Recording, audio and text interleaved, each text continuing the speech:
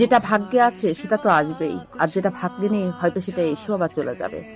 জীবন নিয়ে এত সিরিয়াস হওয়ার তো কোনো কারণ নেই, কারণ এই দুনিয়া থেকে কেউ কোনোদিন কিছু নিয়ে যেতে পারবে না।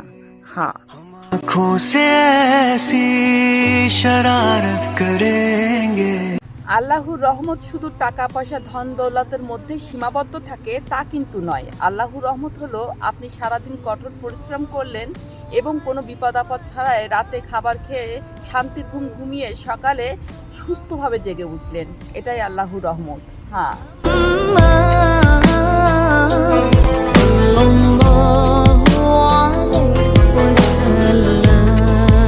সারাটা জীবন তুমি টাকা পয়সা কামিয়ে জ্ঞান অর্জন করে সর্বশেষ তোমার 3 টুকরো কাপড়ের কাপড় জুটবে, তাও তুমি সেটা নিজে পরতে পারবে না, কেউ তোমাকে সেটা পরিয়ে দেবে।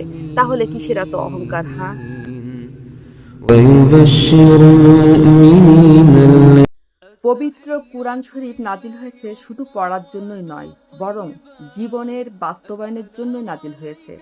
যে ব্যক্তি পবিত্র কুরআন শরীফ আঁকড়ে ধরবে সে কখনোই পথভ্রষ্ট হবে না।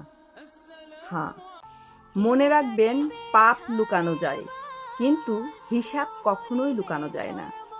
আর হিসাব আপনাকে একদিন অবশ্যই দিতে হবে। কার কাছে দিতে হবে সেটা আপনি ভালো করেই জানেন। তাই পাপ করার আগে অবশ্যই একবার হলেও ভেবে নেবেন। পাপ করতে লাগে কয়েক মিনিট, কিন্তু তার শাস্তি ভোগ করতে হয় সারাটা জীবন। দ্রুত রেগে যাওয়া, যেটা মনে আসে সেটা বলে ফেলা, ছোট ছোট বিষয়ে কষ্ট পাওয়া, খুব অল্পতেই কেঁদে ফেলা, সাধারণত এই সব মানুষগুলি পরিষ্কার মনের অধিকারী হয়ে থাকে। এদের মনের মধ্যে কোনো প্যাঁচ থাকে না। আপনি কোনো মুনাফিকের মধ্যেও এই গুণগুলো দেখতে পাবেন না।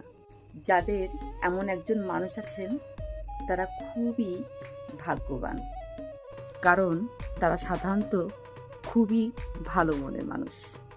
তুমি মানুষকে উপকার করলে মানুষ হয়তো তোমাকে একদিন ভুলে যাবে, কিন্তু আল্লাহ কখনোই তোমাকে ভুলবে না। হ্যাঁ,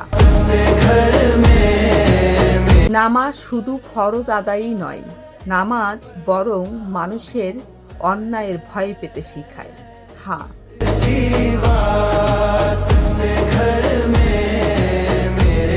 পৃথিবীর শ্রেষ্ঠ জীব হিসাবে আল্লাহ তাআলা সৃষ্টি করেছেন মানুষ। সেই মানুষ হলো জীবিত অবস্থায় সম্মানিত, আর মৃত অবস্থায় শুধুমাত্র মূল্যহীন বোঝা। তাই জীবন থাকতে আল্লাহর জন্য নিজেকে গড়ে তুলুন। হ্যাঁ, মানলে কোরআন হাফেজ হওয়ার পরে বেহেশতের সুপারিশ আল্লাহ কখনোই তোমার অতীত দেখে সিদ্ধান্ত নেন না, বরং তোমার তওবা দেখেই ভবিষ্যৎ ঠিক করেন। হ্যাঁ, ইসলাম যেমন সহজ, মানাটা কঠিন। যেমন ব্যয় করা সহজ, আয় করা কঠিন। একবার সুবহানাল্লাহ পাঠ করলে আল্লাহ তাআলা বেহেশতে সেই বান্দার জন্য একটি গাছ রোপণ করেন। দ্রুতগামী ঘোড়া যদি 500 বছর দৌড়ই তবুও সেই গাছকে অতিক্রম করতে পারবে না। ঠিক তেমনই একবার পান অথবা সিগারেট পান করলে 40 দিনের ইবাদত নষ্ট।